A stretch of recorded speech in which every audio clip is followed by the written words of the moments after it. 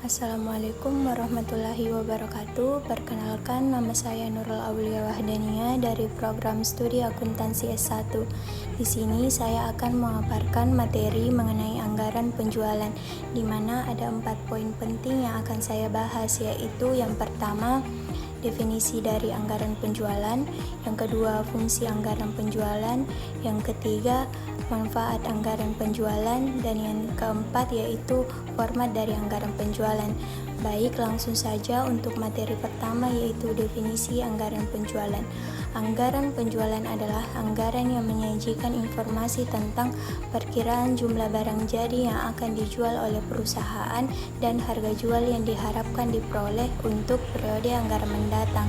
Sedangkan menurut M. Munandar 2001, anggaran penjualan adalah anggaran yang merencanakan secara lebih terperinci tentang penjualan perusahaan selama periode yang akan datang, yang di dalamnya meliputi tentang jenis kualitas, jumlah kuantitas harga barang yang akan dijual, waktu penjualan dan tempat daerah penjualannya.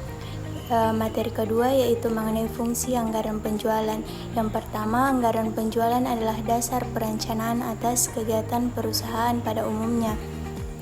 Artinya, anggaran penjualan terlebih dahulu disusun, baru kemudian komponen-komponen anggaran lainnya, sehingga dapat menggambarkan suatu rencana anggaran komprehensif.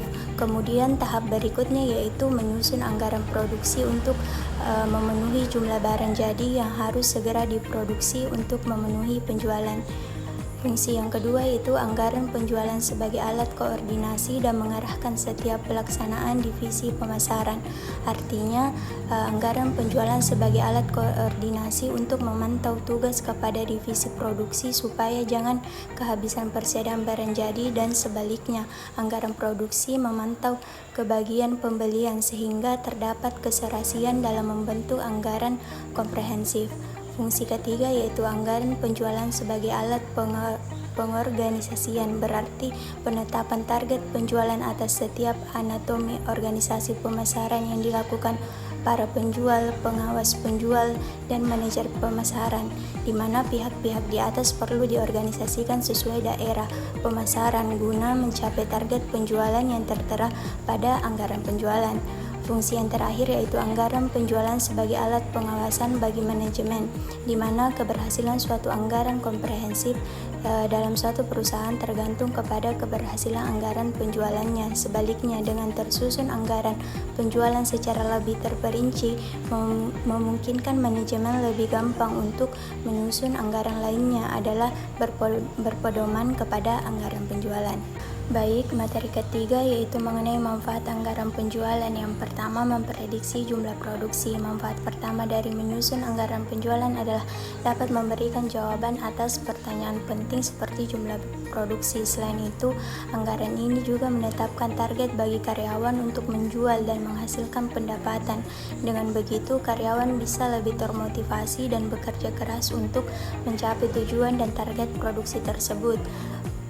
Manfaat yang kedua yaitu estimasi biaya overhead dan penyusunan anggaran penjualan, di mana anggaran penjualan berguna dalam membantu memperkirakan overhead cost, yaitu biaya yang terkait dengan administrasi dan penjualan. Biaya tersebut tidak termasuk biaya produksi dan harus dianggarkan dengan benar. Dengan demikian, manajemen dapat menyiapkan anggaran untuk belanja administrasi, iklan dan publisitas, belanja distribusi, rekrutmen, dan departemen sumber daya manusia.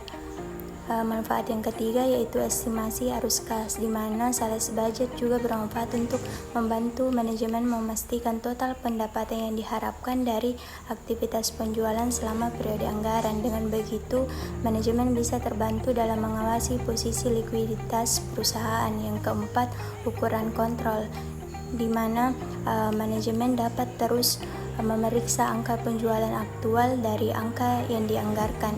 Dengan demikian, pengecekan penyimpanan dari anggaran bisa dilakukan tepat waktu, sehingga dapat mengambil tindakan yang efektif untuk mengisi kesenjangan tersebut.